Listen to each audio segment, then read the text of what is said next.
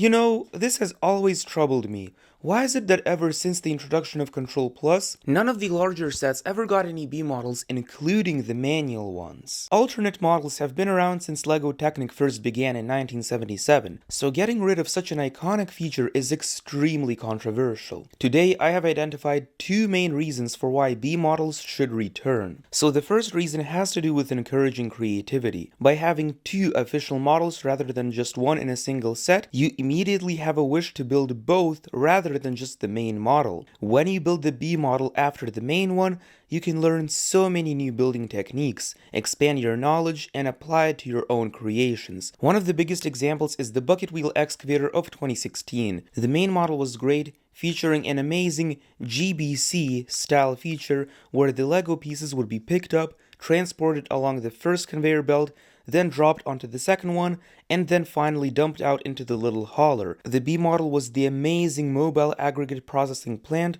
which was stored between the large and small pieces, using nothing but mechanisms, no advanced mindstorms required. This B model featured so many cool and interesting complex mechanisms, but it is only one example of a 4-decade history. Encouraging creativity isn't limited to just building techniques. It also extends to the playing experience of the set. Many sets B models were designed to work together with the main model. For example, in 2014 you could buy two of the LEGO Technic L350F wheel loader sets and build both the offered models. You could use the main model to pick up a water bottle, place it in the articulated hauler, transport it away, and dump it somewhere else. The option to buy two sets and enhance the playing experience was available. Right now, if you want to buy two of the same Control Plus sets, the maximum you can do is just race them together. And if they're both manual models, one of them becomes nothing more than a paperweight. On top of that, it shows that just a single selection of pieces doesn't have to be used in just one way. You can use the same inventory of parts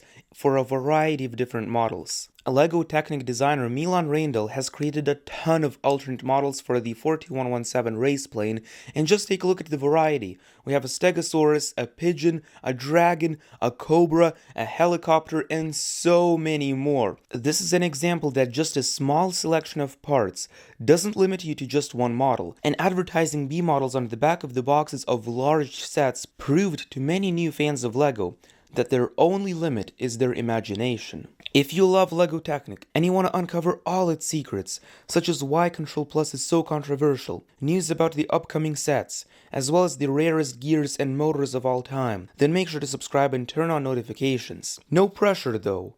No pressure. The next reason why B models should return is that having two models in one simply provided more value for the same amount of money. Normally, the value of LEGO sets is evaluated by the 10 cents per piece criteria. If the average cost of each piece is more than 10 cents, the set is usually considered overpriced. And if the cost is less, then the set is considered underpriced, with a few exceptions. LEGO Technic sets have always contained a ton of pins, meaning that even 10 cents per piece was sometimes considered overpriced. B models always compensated for that. Instead of just paying $200 and building the main model once, you could easily rebuild it into the alternate model without paying a single penny more. A common complaint about the new LEGO Technic sets is their price. I mean, we have the Ferrari, the Bulldozer, the Zetros, and many more which are all considered overpriced by the LEGO Technic community. None of these models feature a B model, which only adds another reason for why they're considered overpriced.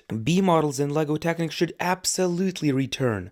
Without B models, the LEGO Technic experience just isn't the same anymore. In August, there would normally be 3 sets released, but instead of just 3, you could theoretically buy 2 of each sets and build the alternate models on top of the main ones, effectively having twice as many models. In comparison to LEGO system themes, like Star Wars, there is very little Technic models released in the summer wave. In order to compensate for the lack of B models, I think that LEGO should release at least 6 sets each August wave. Do you think that LEGO Technic B models should return, or should there be only one model per set? Please let me know down in the comments below, and be sure to check out the 10 rarest gears of all time. This is your Unbrick Me here, and I'll see you in the next one.